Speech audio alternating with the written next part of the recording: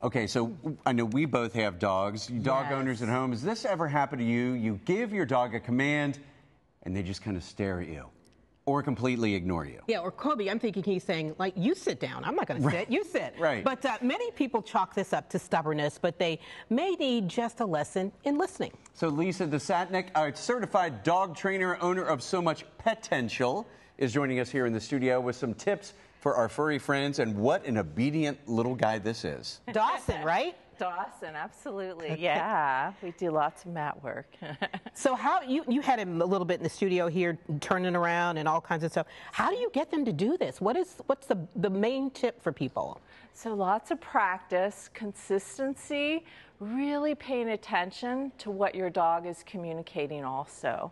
Yeah. So when you're practicing, you want to have really good mechanics. You want to be making sure that your timing is good when you're reinforcing behaviors. What do you mean by timing? So when I tell him, good, and then I give him a treat, I practice that a lot with clients. Okay.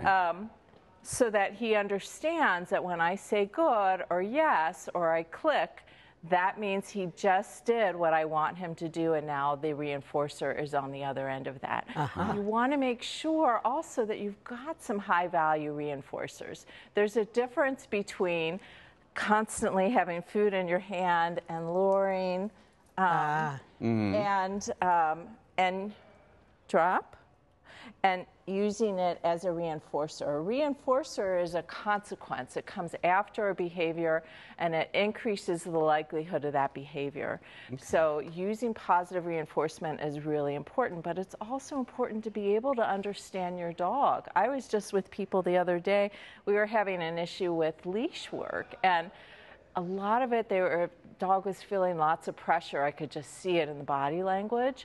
So when we took the leash off and we worked on that and want to do lots and lots of work with them, communicating with their dog and their dog being comfortable, then we can get back on track with the leash work and things.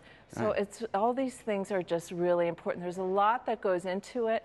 Stubbornness also can actually be taught that we don't realize. So let's say you ask your dog to sit and your dog looks at you like, and then you pull out the treats. Guess what you've just reinforced? You've reinforced your dog for staying there. I see that a lot with people. The dog may come to the edge of the door and look and wait, and then the owner says, oh, come here, yeah. So you almost have to get in their mind a little bit. Right.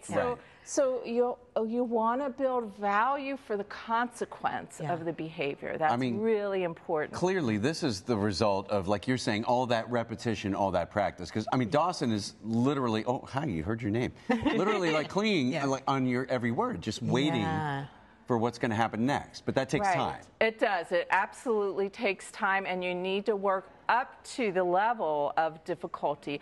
I wouldn't just take him to a big park and have lots of kids running around and expect the same kind of result early on with a dog until you've worked up to that level. So, so you want to make sure that you're going at a pace that can both help you and your dog to succeed, because there's a lot of skills that you need to learn too. We don't have the patience. I think most people are just like, I just want to do this. I can teach him to sit. But there is a process, and you've kind of taught us that today. Absolutely. And you know what? When you say you don't have time, you can make it into everyday life. The time it takes to watch TV commercials, you could be teaching lots of different things. But even if you just understand the premise that consequences drive behavior, then you can understand how you can put that into action every single day. You want to pay attention to me? Awesome. We're going to go and we're going to go say hi to Pete. You want to sit? Terrific. Awesome. We're going to go and sniff the fire hydrant. So there are lots of ways that you can build this in to training every day and make it really fun. Your voice is so calm, and I think that has a lot to do with it. So that's something to keep in mind.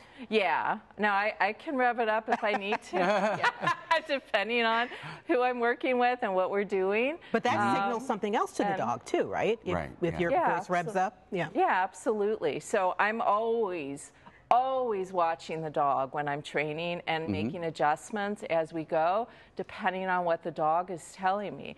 If we just did something and as a result of doing something, the dog starts showing lots of stress signals, that's telling me we can't do that anymore. We need to change what we're doing to help that dog to feel confident and safe and want to learn. And well, Lisa, you mentioned that short amount of time that it could take to do just a little bit there. Before we give folks at home that opportunity, how can they find out more about So Much PETential, or if they need some helpful tips on training their dogs? Sure. Got a website, somuchpetential.com. I'm also on Facebook and Instagram, so definitely encourage you to follow me there. I'm going to go home and try to train Kobe to do something. Awesome. Look at this, I know. Way to go. We'll try. We'll see what happens. We'll be back with more Cincy Lifestyle after the break. Good boy, Dawson. Yeah.